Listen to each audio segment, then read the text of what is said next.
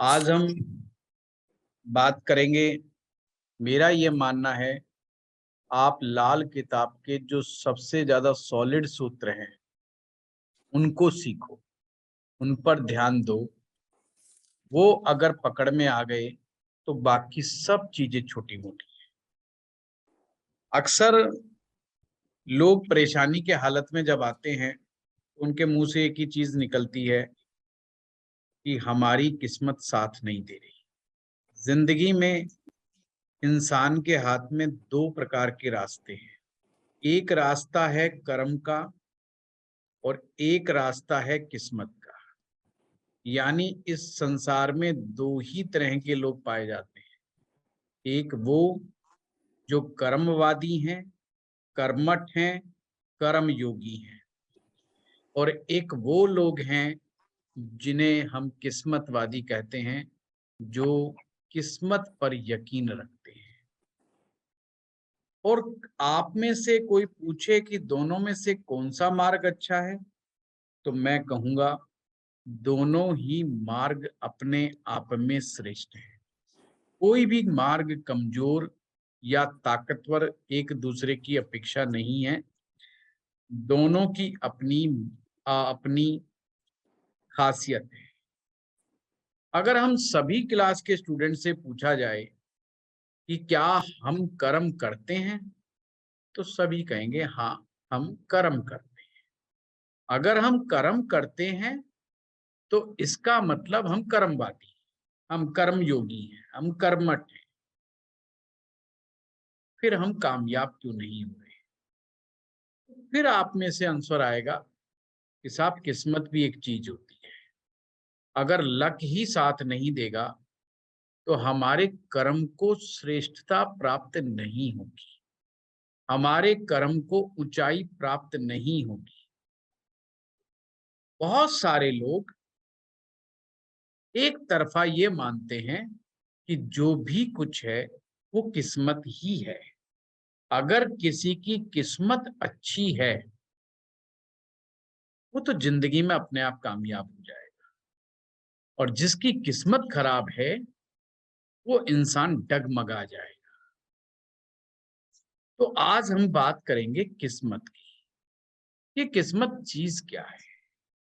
किस्मत का को अगर बहुत आसान भाषा में समझना हो तो किस्मत पूर्व जन्मों की मेमोरी है, यानी कि याददाश्त। अगर हम ज्योतिष की भाषा को माने तो इस जन्म में अमीर व्यक्ति वही बनता है जो पूर्व में भी अमीर रहा है। आप कहेंगे ये तो बड़ी हैरानी वाली बात है। ऐसा क्यों?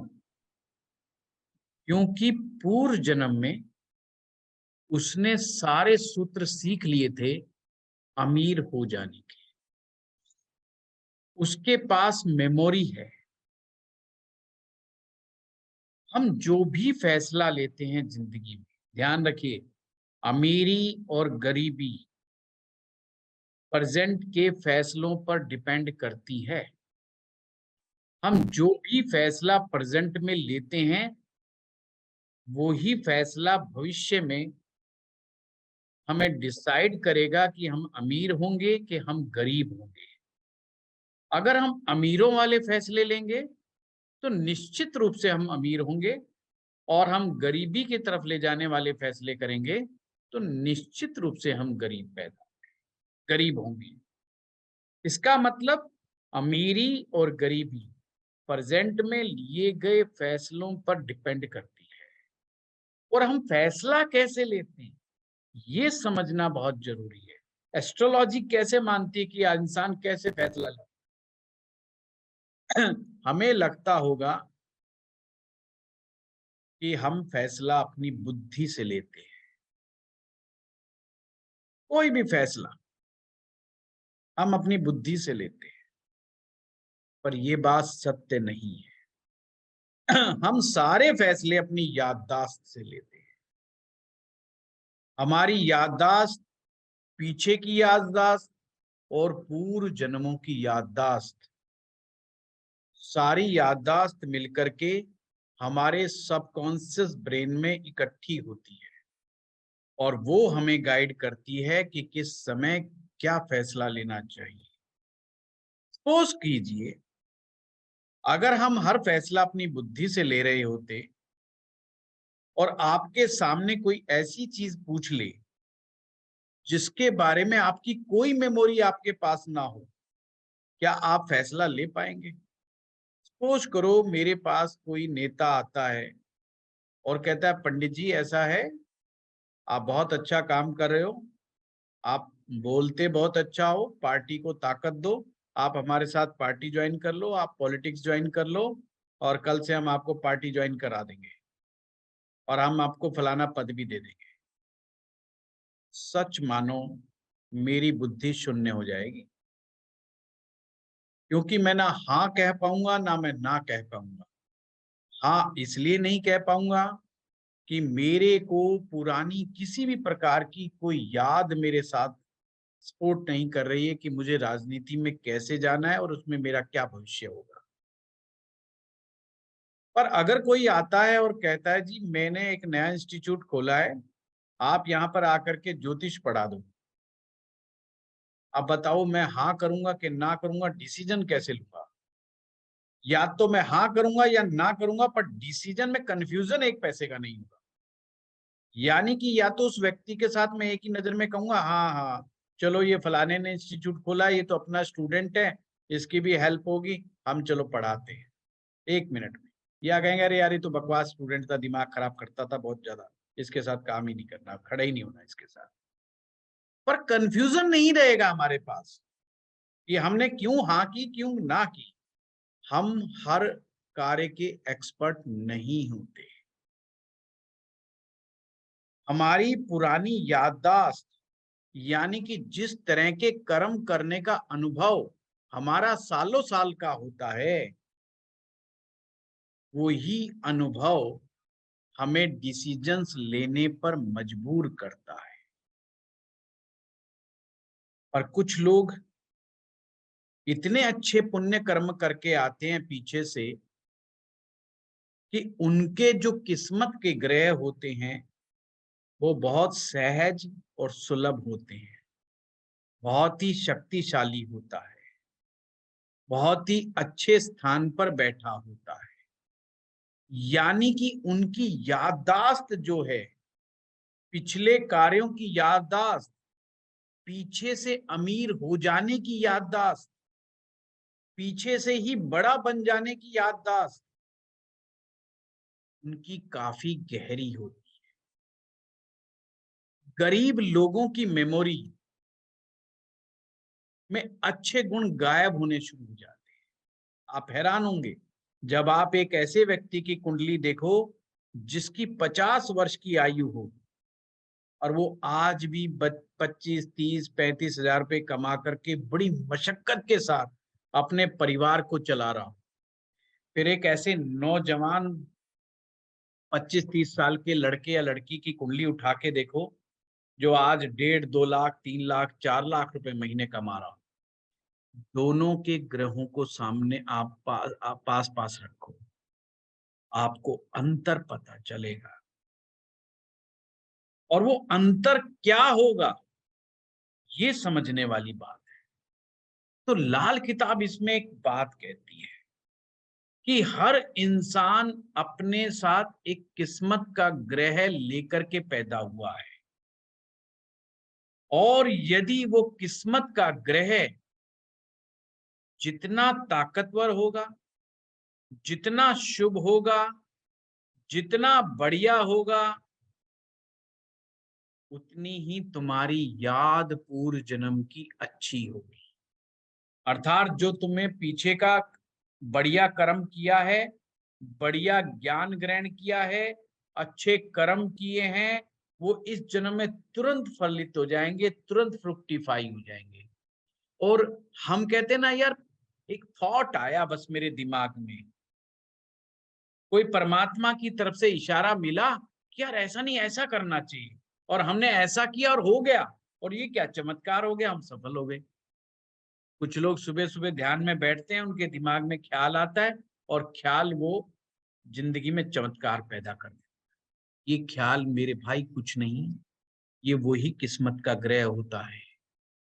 जिनके किस्मत के ग्रह कमजोर होते हैं, परेशानी की हालत में होते हैं, खराब अवस्था में बैठे होते हैं, उनको अच्छे और पुण्य कर्मों की याददाश्त उनकी समाप्त हो जाती है या बहुत कमजोर पड़ जाती है। वो पूरा दिमाग भी लगाते हैं तो उनको कोई थॉट ऐसा नहीं आता जो चमत्कार पैदा करता, जो उनकी जिंदगी में, अगर कोई उन्हें अच्छा थॉट बता भी दे तो उस थॉट को वो डस्टबिन में डाल देते हैं। बस यही अमीर और गरीब का अंतर ज्योतिष विद्या समझाती है। क्या है अमीर गरीब में अंतर? गरीब आदमी अच्छे थॉट्स की वैल्यू नहीं करता, उसको उठा के डस्टबिन में डाल देता है, या तो उसको समझ में नहीं आता है, या वो उसकी वैल्यू नहीं करता है, या वो उसको इग्नोर कर देता है और जीवन में ऊपर नहीं उठ पाता है, उसके विषय में वो सोच ही नहीं पाता है। एक वो होता है जो एंटरप्रेन्योरशिप के जिसमें गुण होते हैं, जिसमें बिजनेस का गुण होता है, जिसमें आगे बढ़ने का गुण होता है, जिसमें लीडरशिप की क्वालिटी होती है, वो हमेशा नए नए आइडियाज को सोचता भी है, और अगर कहीं से उसको कोई आइडिया मिल जाए उस पर विचार करता है और उसको इम्प्लीमेंट करता है, और देर नहीं करता है, तुरंत एक्शन करता है, और एक्शन करने के बाद क्या देखता है कि वो कामयाब हो जाता है। अब इसमें भी दो तीन कैटेगरी के लोग हैं। पहली कैटेगरी के वो लोग हैं जिनकी किस्मत का ग्रह पैदाइशी रूप से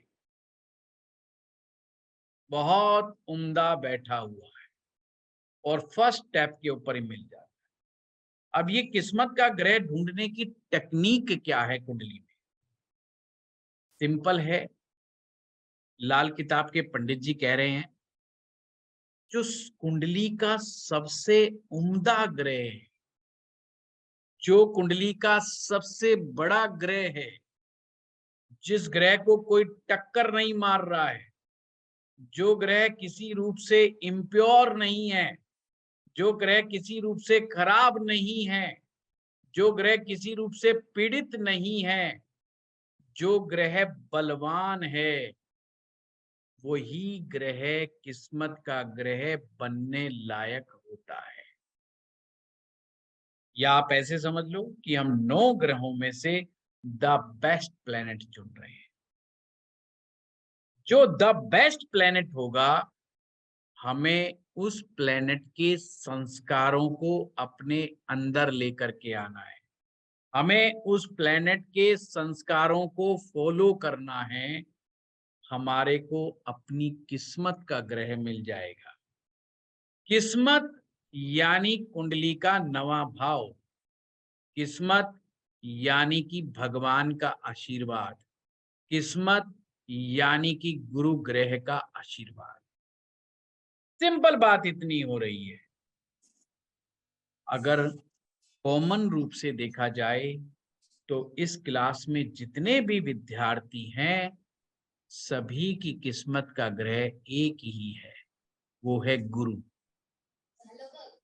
गुरु सभी की किस्मत का कॉमन ग्रह माना जाता है। यानी कि जिन विद्यार्थियों को अभी तक किस्मत का ग्रह के बारे में पता करना नहीं आया है, और वो केवल मात्र सामने वाले की कुंडली में गुरु ग्रह को किस्मत का ग्रह मान करके उपाय अगर शुरू करवा देगा, तो भी सामने वाले व्यक्ति को फायदा हो जाएगा। बहुत सिंपल। नहीं समझ में आया? कोई दिक्कत नहीं। सिर्फ कोई कहता है साहब मेरा लक साथ नहीं देता, क्या करें, मेरी किस्मत साथ नहीं देती है, प्रमोशन मुझे टाइम पर नहीं मिल रही है, मुझे जो है मेरा बॉस मुझे लाइक नहीं करता है, सारे काम बन जाते हैं एंड टाइम के ऊपर, जब 99% काम हो चुका होता है, 1% पे आकर के 0 हो जाता है। किस्मत ने साथ नहीं दिया।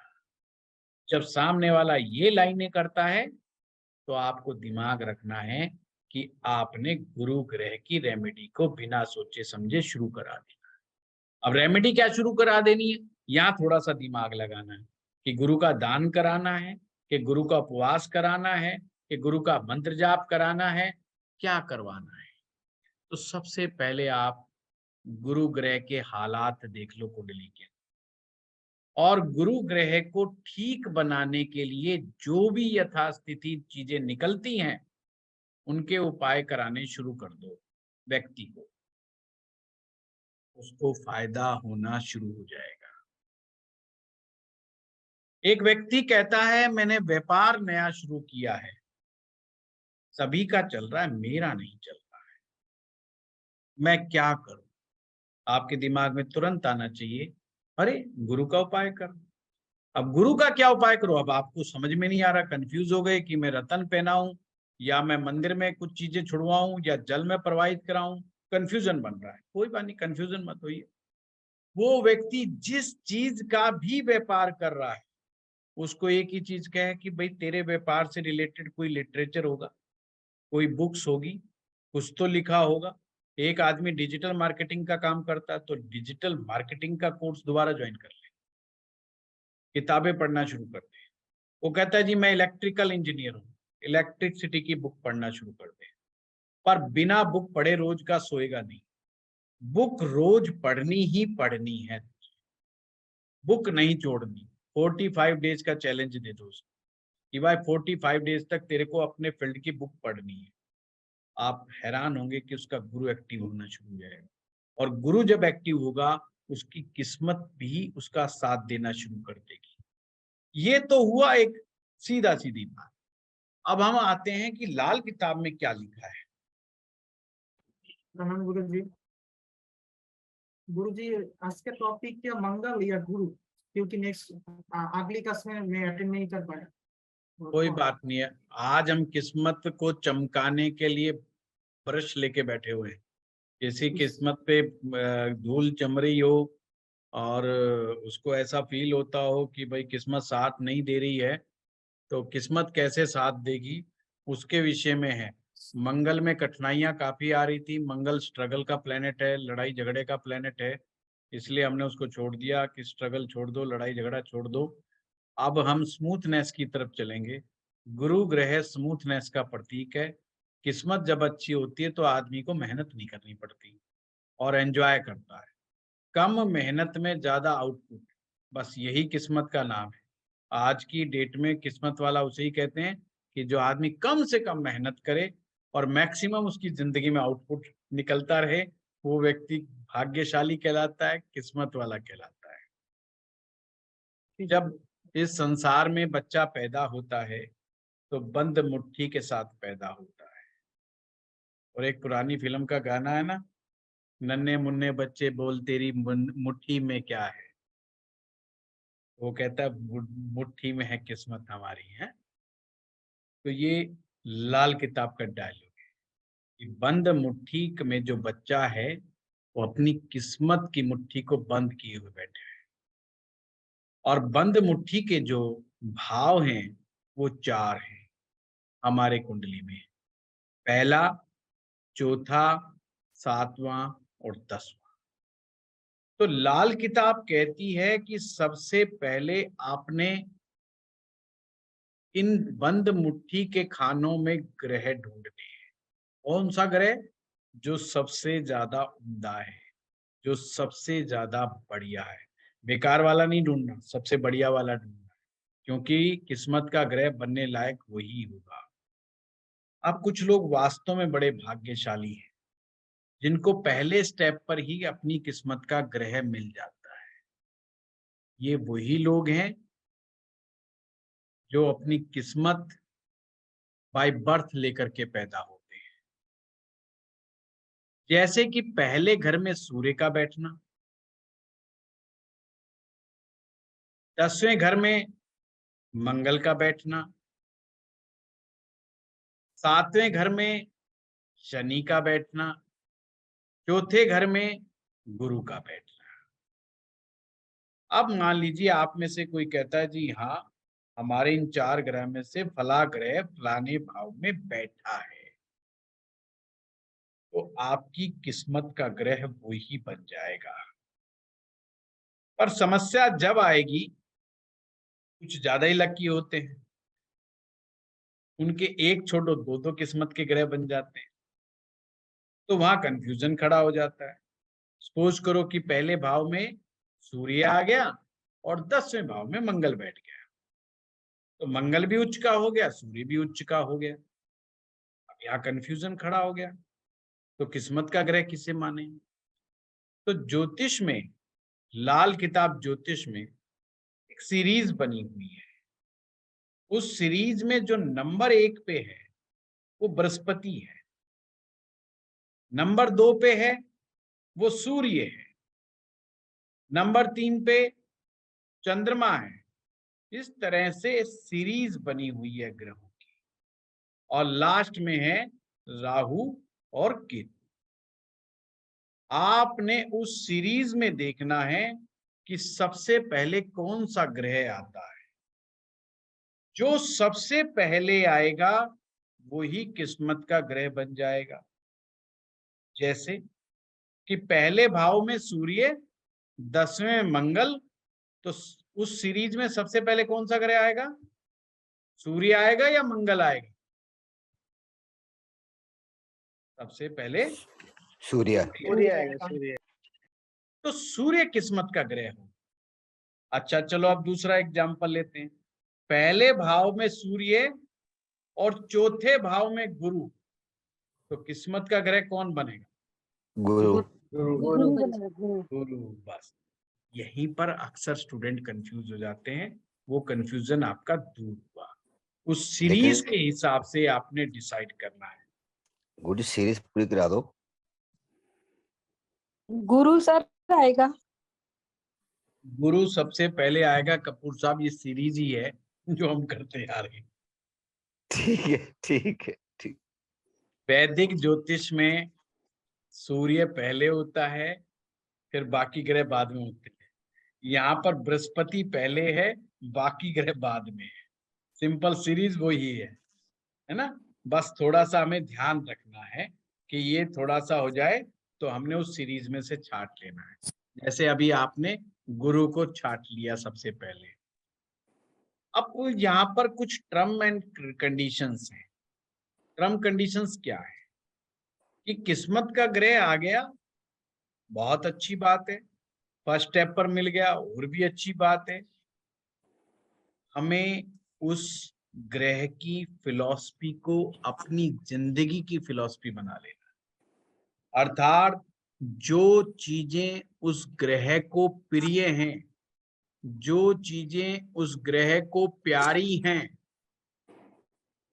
वही काम हमने करने हैं, उसी तरह की पूजा करनी है, उसी तरह की भक्ति करनी है, उसी तरह का कर्म करना है। जैसे ही आप अपनी किस्मत के ग्रह के साथ कनेक्ट होते हो लाइफ के अंदर, आपकी पूर्व जन्म की याद जो कि अमीर बनाने वाली याद थी, वो तरोताजा हो जाएगी और आप जिंदगी में बड़ा करने के योग्य बन जाओगे।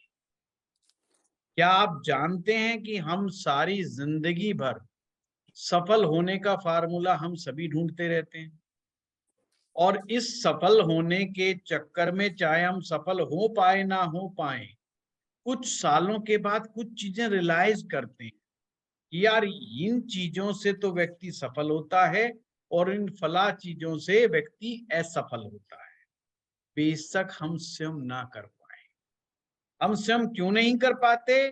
क्योंकि हम अपनी किस्मत के ग्रह के साथ कनेक्ट नहीं हो पाते, इसलिए हम उन कर्म को नहीं कर पाते। पर सीख लेते हैं दूसरों से, यार ये अमीर आदमी देखो ऐसे ऐसे काम करता है, इस अमीर आदमी में ना समझदारी बहुत है, ये अमीर आदमी ने क्या आइडिया लगाया और लाखों करोड़ों रुपए कमा लिए एक साथ। पर हम नहीं कमा पाए पैसे।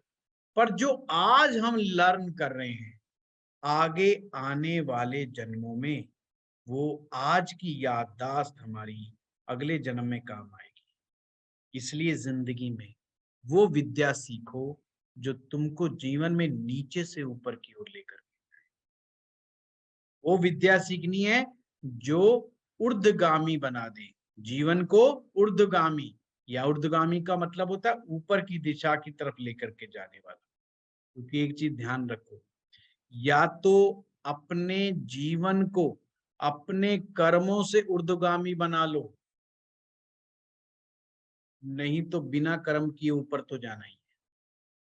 अगर ऊपर बिना कर्म किए चले गए, बिना करो अच्छे कर्म नहीं किए, तो अगले जन्म में भी वही भोग देते थे। इस जन्म में अच्छा ज्ञान ले लिया, बेशक उसको आप अपनाओ के ना अपनाओ, पर उस ज्ञान को जहन में रख लिया और अपने अगर उस ज्ञान को सबकॉन्शियस ब्रेन तक आपने पहुंचा दिया, निश्चित रूप से आज इस जीवन में आपकी कोई भी स्थिति हो, पर अगले जीवन में आपकी स्थिति बहुत अच्छी होने वाली है। यही हमारे ज्योतिष विज्ञान की फिलॉसफी है, यही कर्म की फिलॉसफी है कि आपने बस गलत चीजों को अवॉइड करना है, पॉजिटिव चीजों को अपने जीवन के अंदर जोड़ते हुए चले जाना है। यहीं से आपकी याददाश्त पैदा होगी और वही आपको अच्छे कर्म करने पर मजबूर करेगी।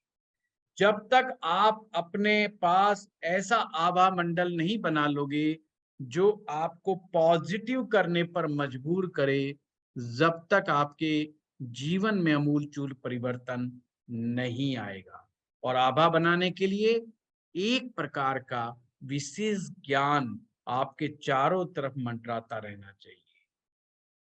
चाहे आप किसी भी फील्ड में, आप उस फील्ड में इतना खो जाओ कि जैसे एक ध्यानी व्यक्ति ध्यान में खो जाता है, आपको पूरी दुनिया की कोई खोज खबर ना है, इतना खो जाओ।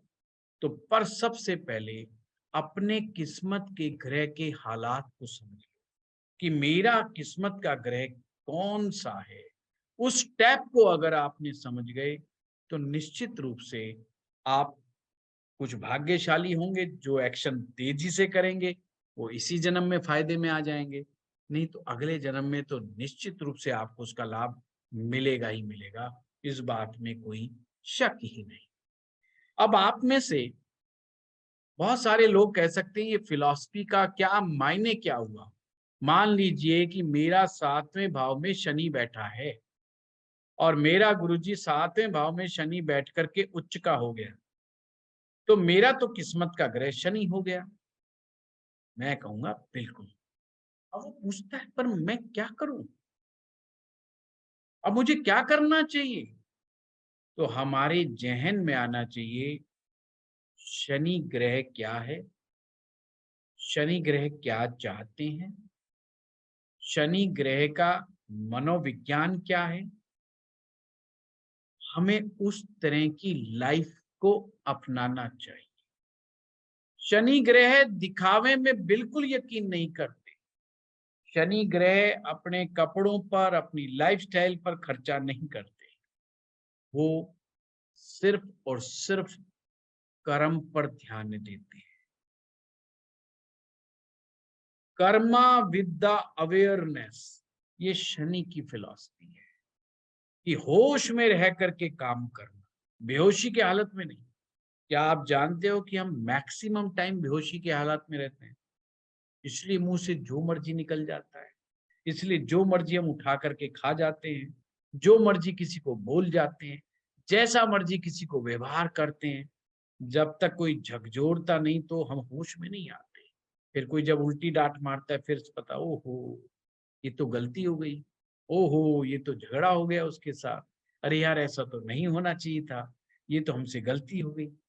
पर जिस समय आप गलती कर रहे थे, क्या उस समय तुम वहां पर नहीं थे? तो निश्चित रूप से आप कहोगे यस, हम उस समय अपने होश में नहीं। जब भी आप होश में होते हैं प्रेजेंट के अंदर, आप उस पल में, उस क्षण में गलत डिसीजंस ले ही नहीं सकते। गलत डिसीजंस का मतलब यह है कि आप बेहोशी की हालत के अंदर हैं, और हम मैक्सिमम चीजें बेहोशी की हालत में कर जाते हैं। हम प्यार भी बेहोशी की हालत में कर जाते हैं, हम बच्चे भी पैदा बेहोशी की हालत में कर जाते हैं, और फिर हम बस अरे ऐसा बच्चा हो गया, अरे बाप रे अब तो ये तंग कर रहा है हमें, अरे हमें परेशान कर रहा है, अरे ये तो कहा नहीं मान रहा, ये तो हमें बात ही नहीं सुन रहा। ओ भाई, ये बेहोशी की औलादे, ये होश में पैदा की गई औलादे नहीं है, ये तंग ही करेंगे आपको। इसलिए ज्योतिष बहुत जरूरी है, इसलिए ज्योतिष बहुत इंपॉर्टेंट है। होश में किया गया कर्म, ये शनि की फिलॉसफी है। जो भी करो होश में करो।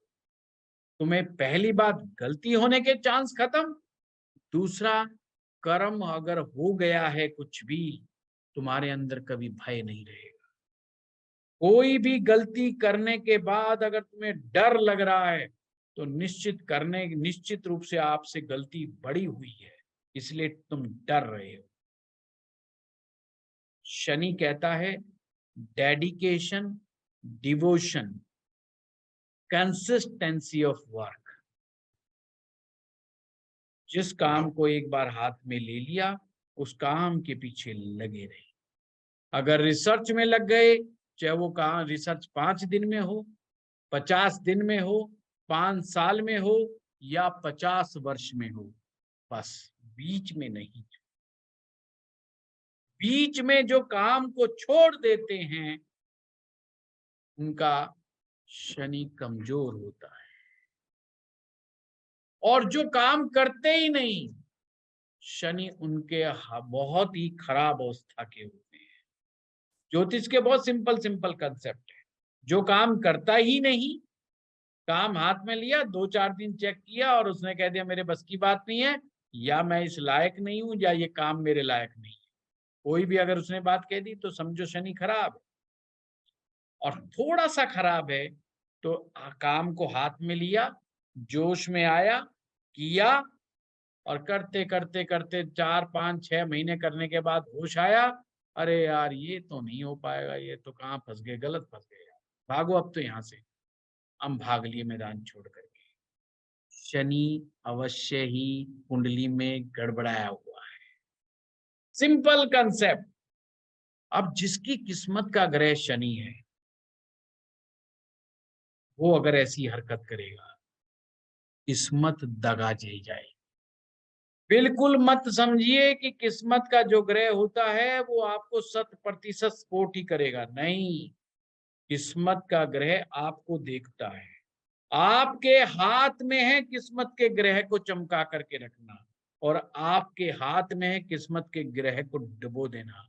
आपके हाथ में है बनी बनाई किस्मत को खराब कर देना, और आपके हाथ में है अगर किस्मत बंद दरवाजे में भी बंद पड़ी हुई है तो उसको दरवाजे को खोल देना। ये आपके ही हाथ में है। इसलिए लाल किताब जिस तरह से मंगल बुध के ऊपर बहुत ज्यादा प्रेशराइज करती है, उसी प्रकार से लाल किताब आपको किस्मत के ग्रह के ऊपर भी बहुत ज्यादा प्रेशराइज करती है। ये अपने किस्मत के ग्रह को पहचानना है और उस ग्रह की फिलॉसफी को लेकर के चलना है। लोग अक्सर क्या करते हैं, ज्योतिषी के पास जाएंगे, पंडित जी मेरा किस्मत का ग्रह कौन सा है, उसने भी फटाफट गणित किया और उन्होंने कहा जी ये आपकी किस्मत का ग्रह है, आपकी किस्मत का ग्रह तो शनि है।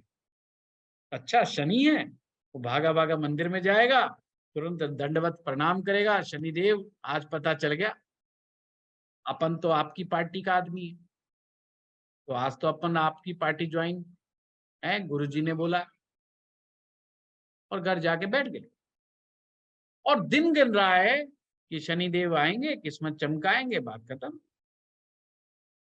कुछ भी नहीं होना, नथिंग हैपन। पंडित जी मैं तो गया था शनिदेव मंदिर में, लंबा भी लेट गया था मैं तो, अब कुछ भी नहीं हुआ, कोई फायदा नहीं हुआ। ऐसा क्यों हुआ? भूल गया शनिदेव कर्म के ग्रह, वो स्मूथनेस इन लाइफ में बिलीव ही नहीं करते। वो कहते करोड़ों रुपए तुम्हारे पास पड़ा हो बेशक, पर सुबह उठना है। कब उठना है? जब मेरे पिताजी जगते हैं उससे पहले जग जाना है। शनि की फिलॉसफी समझ लो। जब मेरे पिताजी उठते हैं उससे पहले उठ जाना है। ताजा कमाना है, ताजा खाना है। फिर से सुनना, ताजा कमाना है, ताजा खाना। सूरज से पहले उठ जाना, ताजा कमाना, ताजा खाना। छांव में दुकान में जाना, छांव में दुकान में वापस आना। समझे बात को? छांव का मतलब सुबह सुबह जब ठंडा ठंडा मौसम होता है, 5 बजे, 6 बजे, 7 बजे अपने व्यापार पे जाकर के बैठ जाओ, अपने व्यापार को खोल लो, अपने व्यापार की कार्यवाही शुरू कर दो। इसे कहते हैं छाया में जाना। सूरज जब निकल जाता है, सूरज जब निकल गया, शनि का प्रभाव कम हो गया। जैसे जैसे सूरज बढ़ता चला जाएगा, शनि का प्रभाव कम होता चला जाएगा। अब जो शनि की फिलॉसफी वाला आदमी है, अब वो उठ रहा है दिन के 11 बजे है। अब पिताजी एकदम तमतमाए हुए हैं क्योंकि वो तो 11 बजे उठा हुआ है और सूरज तमतमा रहा है 11 बजे। शनि महाराज कहेंगे आई एम हेल्पलेस, मैं तेरी किस्मत का ग्रह तो हूं, साथ कुछ नहीं दूंगा भाई तेरा। तो पिताजी के डिपार्टमेंट का आदमी हो गया, अब अपन का तेरा कोई लेना देना नहीं। सिंपल सी बात है। कोई चीज उसके ऊपर काम नहीं करेगी, कोई रेमेडी उसके ऊपर वर्क नहीं करेगी। तो छाया में आना, छाया में जाना, सड़क से जाना, सड़क से आना, गोल गोल घूम के नहीं जाना। शनि की फिलॉसफी है। सुबह उठे, नहाया, ताजा कमाना। ताजा कमाना है और रोज कमाना है, चाहे तुम्हारे पास करोड़ों रुपया पड़ा हुआ है, और नित्य का उपार्जन करना है, रोज कमाना है। ये नहीं कि जो पीछे पूर्वज छोड़ गए, पिताजी छोड़ गए, दादाजी छोड़ गए, एफडी आ रही है, मकान का किराया आ रहा है और अपन तो वो खाएंगे, मकान का किराया खाएंगे और एंजॉय करेंगे। भाई शनि ग्रह खराब हो जाए। आप पैसा तो कर रहे हो, कोई दिक्कत नहीं है, पर शनि ग्रह को ये चीज पसंद नहीं है। जो व्यक्ति करोड़ों रुपए कमा करके भी, करोड़पति होते हुए भी रोज कमाता है और इस फिलॉसफी को मान करके चलता है कि ताजा कमाना है और ताजा खाना है, क्योंकि बासी खाना राहु का प्रतीक है। ताजा कमाओ, ताजा खाओ, छाया में जाओ, छाया में आओ।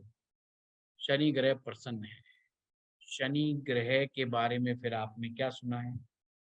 शनि मेटेरियलिस्टिक सुखों का दाता है, अर्थात जितने भी संसार में भौतिक सुख सुविधाएं हैं, मकान, जमीन, जायदाद, लग्जरी की चीजें, घर में प्रत्येक ऐशो आराम का आइटम जो निर्जीव है, सजीव नहीं है, वो सभी का सभी शनि के आशीर्वाद से आता है। शनि आशीर्वाद देते हैं और शनि फिर जब भरपूर आशीर्वाद देते हैं तो व्यक्ति मिट्टी पर भी हाथ रखता है तो मिट्टी सोना हो जाता है। मतलब इतना गजब का आशीर्वाद शनि ग्रह के द्वारा मिलता है, परंतु उसको शनि ग्रह को फॉलो करना पड़ेगा। अगर शनि को फॉलो नहीं करेगा तो बात नहीं बनेगी।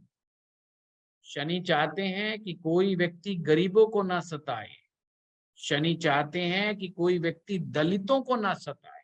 दलित होते जिन्हें हम बोल देते हैं वैसे ही कि छोटी जाति का, पर छोटी जाति का तो कोई व्यक्ति होता ही नहीं इस संसार में। सिर्फ हम मान के बैठे हैं कि फलाना आदमी छोटी जाति का है, फलाना आदमी बड़ी जाति का है। छोटी और बड़ी जाति नहीं होती, क्योंकि शनि देव कहते हैं छोटी और बड़ी जाति तो कर्म के ऊपर आधारित है। जो खोटा कर्म करेगा, जो छोटा कर्म करेगा, वो छोटी जाति का, जो उच्च कोटि का कर्म करेगा वो बड़ी जाति का। शनिदेव ऐसी जाति व्यवस्था में बिलीव करते हैं। अगर आप किसी भी व्यक्ति को जाति के से नहीं देखते, बल्कि उसके कर्म से देखते हो, उसकी कर्म के कारण उसकी अच्छी इज्जत करते हो। अगर कोई व्यक्ति कहीं पर भी किसी भी परिवार में जन्म लेता है और आप उसकी इज्जत, उसका मान सम्मान देते हो, अच्छे कर्म को उसको सैल्यूट करते हो, निश्चित रूप से शनि ग्रह आपके अच्छे हो जाते हैं। और आप कहते हो यार ये तो फलाना जाति का व्यक्ति है, ये तो फलाना व्यक्ति है, और फिर आप उसका सम्मान नहीं करते, आप निश्चित रूप से शनिदेव आपसे नाराज होंगे। वो कहेंगे अरे यार क्या मतलब है, कल को अगले जन्म में तू ही वो बना दिया तो फिर क्या करेगा। एक फिल्म आई थी ना, आपने देखा होगा, मैं नाम भूल गया, जिसमें परेश रावल होता है और उसमें वो हिंदू होता है, कट्टर हिंदू, और अन्नू कपूर होता है, एक मुस्लिम बनता है और वो उससे काफी घृणा करता है। उसका फिल्म का सार ये है कि एक दिन उसको पता चलता है कि वो एक मुस्लिम की औलाद है। वो अलमारी में से एक सर्टिफिकेट निकालता है और देखता है कि उसके पिताजी तो मुसलमान है, और उसके ऊपर क्या बीतती है। शायद फिल्म का नाम है धर्म संकट में, कुछ ऐसा है। कभी फुर्सत हो आराम तलबी में तो जरूर देखना। तो कहने का मतलब शनि ग्रह की फिलॉसफी है कि आप कि वो जाति को आपके कर्म के आधार पर मानता है, ना कि जिस सामाजिक जाति व्यवस्था में आपने जन्म लिया है उस व्यवस्था को नहीं मानता। इसी प्रकार से अगर आप गरीबों के लिए रोजगार की व्यवस्था करते हैं, ध्यान रखिएगा, बहुत वैलिड क्वेश्चन, वैलिड आंसर है। अगर आप गरीबों के लिए, जरूरतमंदों के लिए रोजगार की व्यवस्था करते हैं, खुद रोजगार देते हैं, या कोई ऐसी चीज क्रिएट कर देते हैं जिनसे बहुत सारे लोगों को रोजगार लगता है, तो शनि ग्रह आपको आशीर्वाद देते हैं।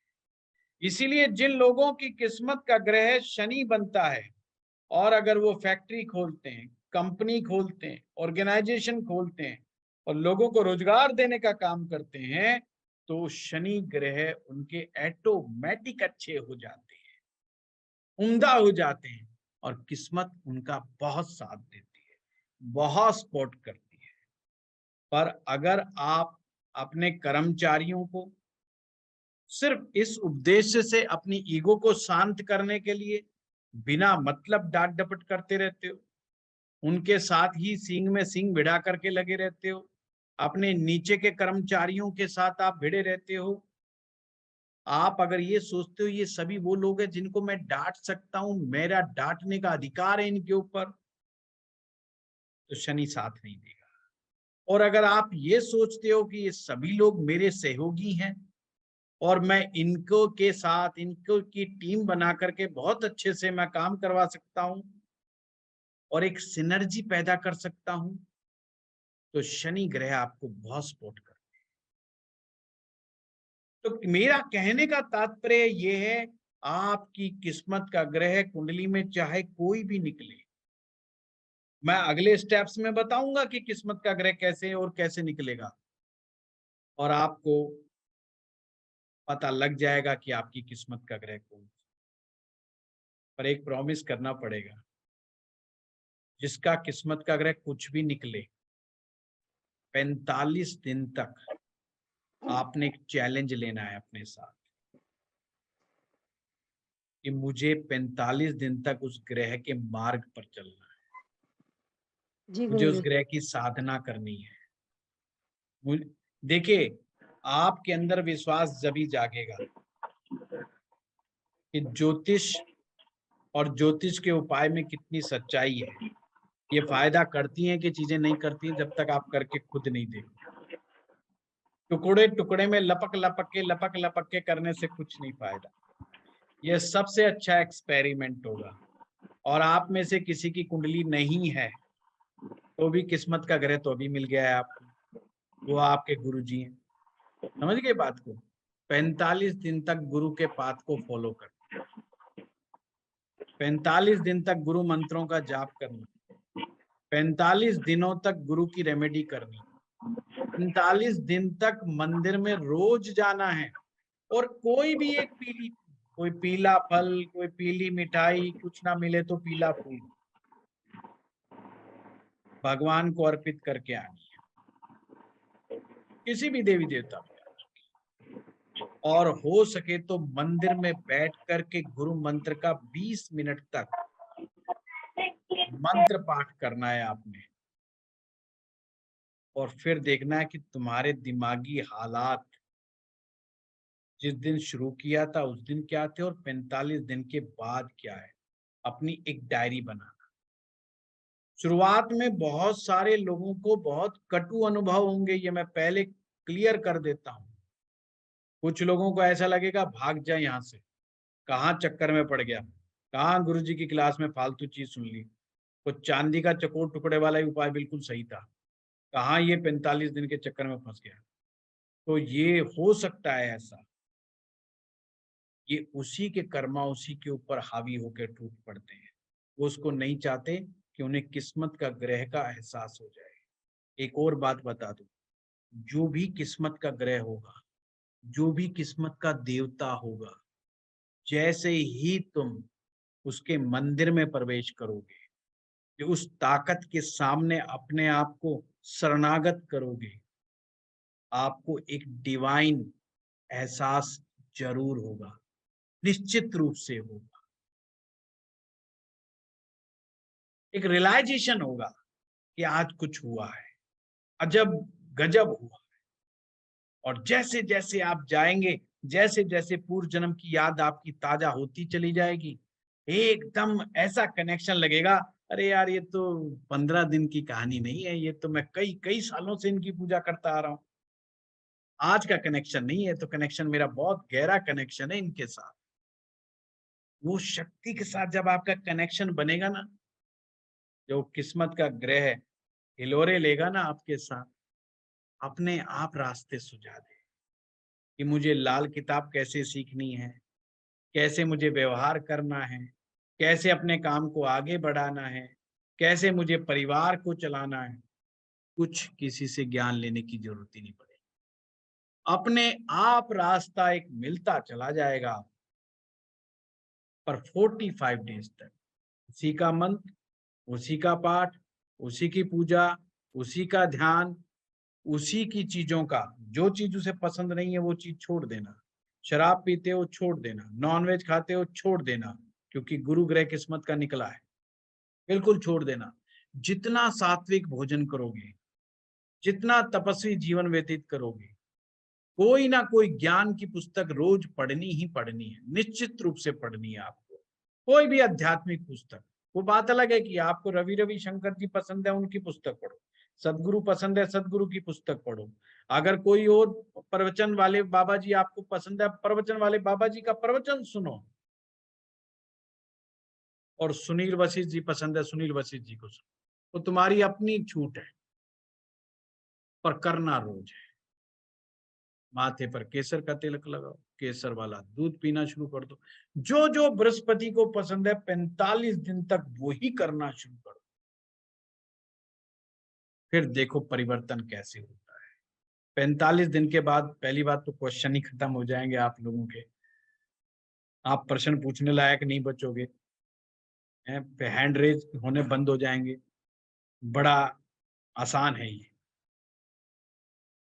बड़ा मन शांत रहेगा, चिंता ही खत्म हो जाएगी कि क्या करवाया था क्या नहीं करवाया, शरणागत वाली सिचुएशन आ जाएगी।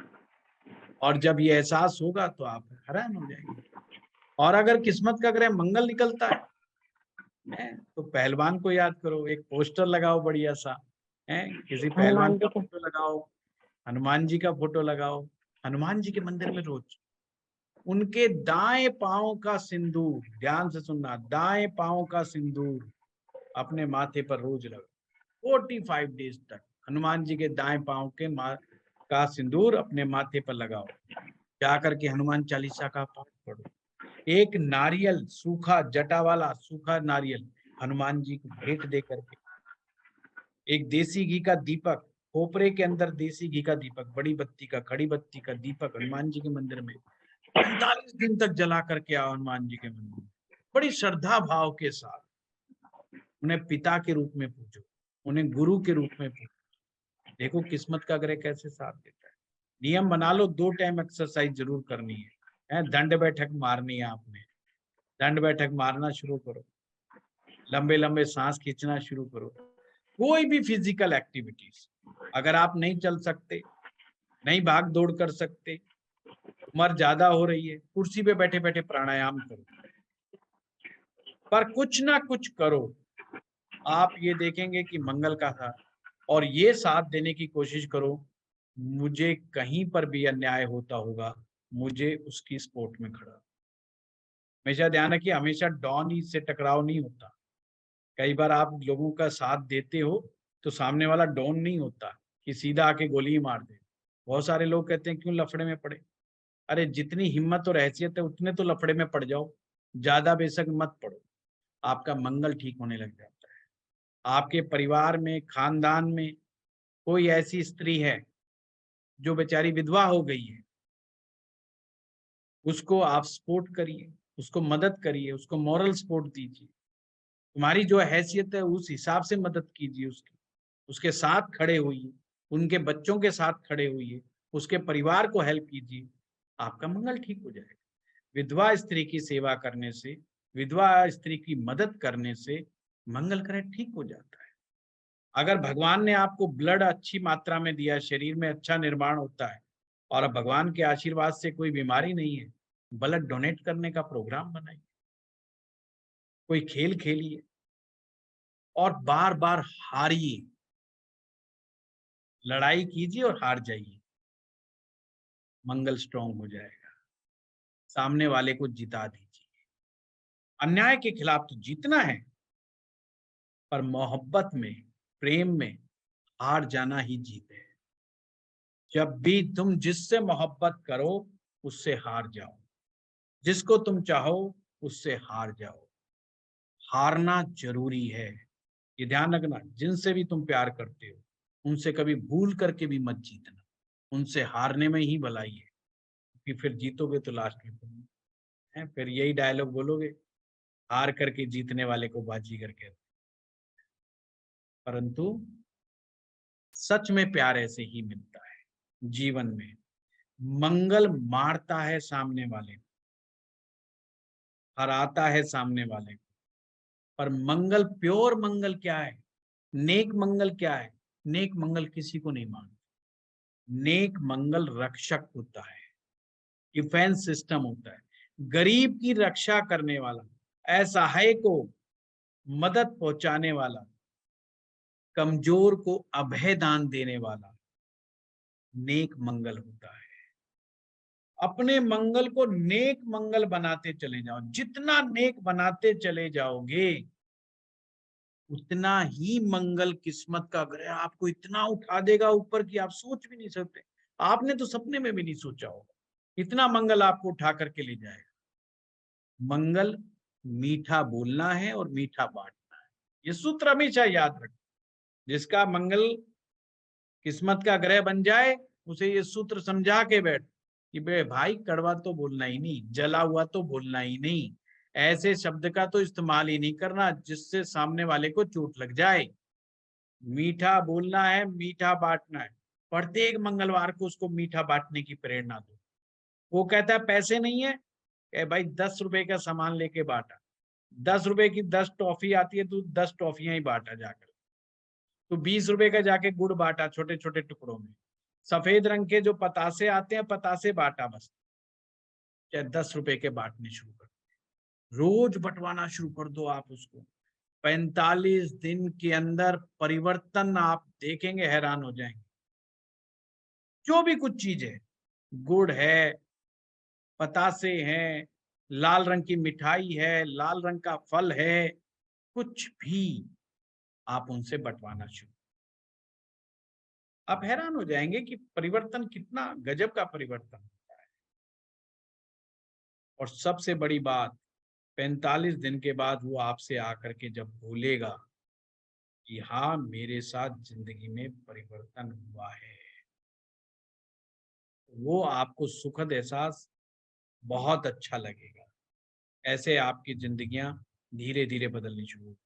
हाँ फिर भी मैं बता दूं, जिनके किस्मत के ग्रह पिटे होते हैं, फंसे होते हैं, वो चाहे मेरे से भी कंसल्टेशन ले ले, उनका कोई भला नहीं होता। वो उनके कोई उपाय कामयाब जल्दी से नहीं होते हैं, क्योंकि वो खुद बहुत बड़े कंफ्यूज होते हैं। वो कर कुछ रहे होते हैं, ध्यान कहीं होता है और गोल गोल घूम रहे होते हैं, जिसकी वजह से उनको पूरे परिणाम प्राप्त नहीं होते। तो सबसे पहले अगर कोई ग्रह फंसा हुआ भी पड़ा है तो उसको ठीक बनाने का ही प्रयास करें। ठीक बनेगा तो सारे काम हो जाएंगे। ठीक है, हाँ मोनिका जी। हाँ सर, प्रणाम। बताइए सर चंद्रमा का नहीं बताया। सर मोनिका अगर जी। चंद्रमा किस्मत। मोनिका जी चैप्टर ही नहीं खत्म हुआ, ये अभी तो शुरू हुआ है। अभी तो जी मैंने सर, पूरे स्टेप चंद्रमा ही नहीं का बताए। नहीं। जी जी हाँ, ये अभी जो है खत्म नहीं हुआ है अभी। अभी मेरे को सोमवार को मंगलवार को मैं करवाऊंगा ये चैप्टर, ठीक है।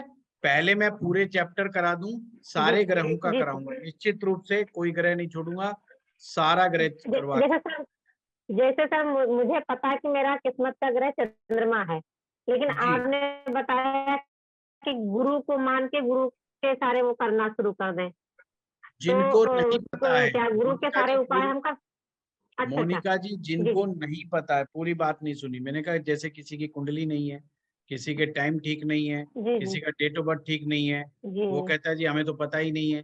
तो मैंने उनके लिए कहा है कि उनको जी गुरु का उपाय करना है। पर अगर आप भी गुरु का उपाय कर लेंगे, जी सर। नुकसान कुछ नहीं होगा, फायदा ही होगा, ठीक है। जी जी हाँ जी मधुर जी, तो अभी मैंने करवाना है, कोई क्वेश्चन ज्यादा मत पूछो। मैं मंगलवार को हम लोग मिलते हैं। अभी इसके 2-3 स्टेप बाकी हैं किस्मत का ग्रह ढूंढने के, वो मैं अच्छी तरह से करवा दूं, फिर आप और हम डिस्कस करेंगे और निश्चित रूप से करेंगे, ठीक है। सर, सर वैसे आपका एक वीडियो पड़ा हुआ जिसमें किस्मत के ग्रह निकालना हमने सिखाया हुआ है, तो हाँ उससे जी, मैंने किस्मत का ग्रह अपना निकाला है, तो मेरा चंद्रमा निकला था। बहुत पुराना बढ़िया। वीडियो पड़ा हुआ यूट्यूब पर, तो उससे जी मैंने जी निकाला था, तो मेरा चंद्रमा निकला था। थर्ड स्टेप पर या सेकंड स्टेप पर मेरा चंद्रमा निकला था सर। और बहुत लेकिन बढ़िया। चंद्रमा मेरा वीक है मेरी कुंडली में। जी मेरा जी पिटा हुआ है, मेरा चंद्रमा पिटा हुआ है मेरी कुंडली में। जी जी जी, कोई बात नहीं, उपाय बताएंगे, ठीक है। ये वो हाँ अब ज्योति जी। जी जी प्रणाम गुरुजी। प्रणाम प्रणाम। गुरुजी, ये जो 45 दिन के उपाय महिलाओं के लिए तो बड़े दिक्कत देते हैं। ये महिलाएं कैसे चिंता कंटिन्यू करने की करेंगी? जरूरत ही नहीं है, चिंता करने की जरूरत ही नहीं है। थोड़े से चावल लेने हैं, दूध में धोने हैं, चावलों को निकाल लेना दूध में से, सफेद कपड़े में बांध करके रख देने हैं। शुद्ध अवस्था आते ही चावलों को खोल देना है, चिड़ियों को चुगा देना है या गमले में डाल देना है। उपाय कंटिन्यू रखने हैं, टूटेगा नहीं। ठीक है, धन्यवाद गुरुजी, प्रणाम। राखी जी। सर प्रणाम। प्रणाम। सर ये जैसे आपने बोला बंद मुट्ठी में जो ग्रह होते हैं वो किस्मत के होते हैं, अगर बंद मुट्ठी में ग्रह नहीं होते तो? कोई बात नहीं, तो अपने दूसरे स्टेप पे मिलेंगे, जब तो मंगलवार को करवाऊंगा अभी मैं। अच्छा, और उसमें आप बताएंगे कि पीड़ित होता है ग्रह अगर बंद हाँ, मुट्ठी वाला तो भी क्या पीड़ित करना होगा, उससे? कमजोर होगा, कैसे होगा, उसको कैसे ठीक करना है, ये तो मैं करवाऊंगा, ठीक है थैंक यू सर। ना। फिर उसके बाद ग्रहों को लेके चलेंगे।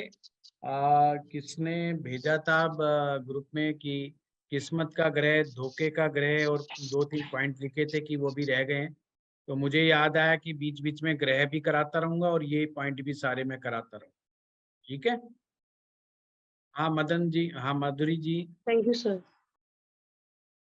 प्रणाम गुरुजी। प्रणाम प्रणाम।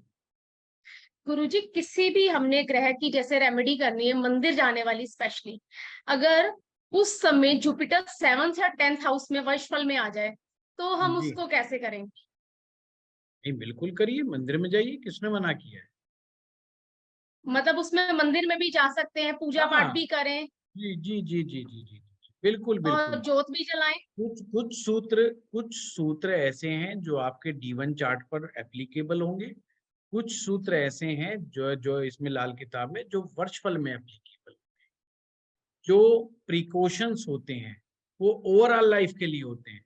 जैसे छठे घर का चंद्रमा, कि उसे मुफ्त पानी नहीं बांटना। अब चंद्रमा कितना भी अच्छी जगह बैठ जाओ वर्षफल में जाकर के, तो उसको मुफ्त पानी नहीं बांटना है।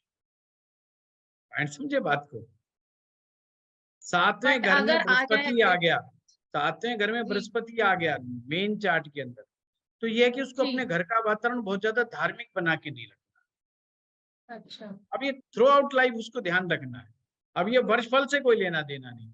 अब कोई व्यक्ति है जिसका बृहस्पति बहुत अच्छा है, उसको पाठ पूजा बहुत अच्छा असर करती है, और वर्षफल में 10वें में आ गया, 7वें में आ गया, और वो पाठ पूजा कैसे छुड़वा दोगे उसको? जी आप तो विज्ञान के साथ खेल खेल रहे हो, उसके मानसिकता के साथ खेल खेल रहे हो। जिस शक्ति के साथ उसका कनेक्शन है, वो शक्ति को कैसे छोड़ेगा और शक्ति उसको कैसे छोड़ेगी? जी जी वो आपको छोड़ देगा तुरंत, वो कहेगा नहीं भाई मेरे को चाहिए ही नहीं, मैं तो रोज की पूजा करूंगा, आज तक तो मुझे इतना फायदा हो रहा है, और जब से मैं पूजा छोड़ता हूँ उल्टे काम हो जाते हैं, मैं तो नहीं छोड़ूंगा। तो आपने ऐसी गलती करनी है। ठीक है, मतलब मंदिर जाना चाहिए अगर वर्षफल में 7वें या 10वें घर में भी आ जाए बृहस्पति को। हाँ बिल्कुल जाइए, और सर सूर्य देव को जल भी चढ़ाना चाहिए, वो भी कभी भी, नहीं रोकना चाहिए। पूरे साल, पूरे साल। ठीक है सर, थैंक यू सर। हाँ राहुल जी, नमस्कार सर। नमस्कार। सर मैं ये पूछ रहा था कि अब जैसे ये आगे के ग्रह अभी होंगे क्या नाम है 12 भाव में, या उनको अभी छोड़ ही देंगे हम? तुम कहोगे तो छोड़ दूंगा मैं पूछ रहा हूँ सर आपसे, मेरे कहने से कहाँ करोगे आप सर कुछ? नहीं नहीं, मैं मैं आपके वैसे कहने से पूछ कर रहा हूँ। दूंगा। देखो इसमें गालियां तुम्हें पड़ेगी, मुझे तो पड़ेगी नहीं, मैं तो कह दूंगा राहुल ने छुड़वाए हैं। सारे हाँ। लिखो उसी के पास। नहीं सर, मैं तो ये कह रहा हूँ कि मंगल के भी आगे भाव आप करवा दो, कोई बात कोई नहीं, दिक्कत वो नहीं मैं है। देखूंगा, मैं मानूंगा कि नहीं, नहीं मानूंगा। ठीक है सर। ठीक है, हाँ नीतू जी। नमस्ते सर। सर नमस्ते। आपने लिखा है गुरु के लिए गुरु मंत्र का जाप करना है, लेकिन यदि उसने गुरु मंत्र नहीं लिया हो तो फिर किस मंत्र का जाप करेगा?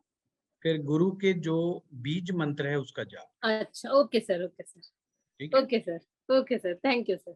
थैंक यू, आप सभी लोगों का धन्यवाद। प्रणाम थैंक गुरुजी। You sir. प्रणाम। प्रणाम सर। प्रणाम।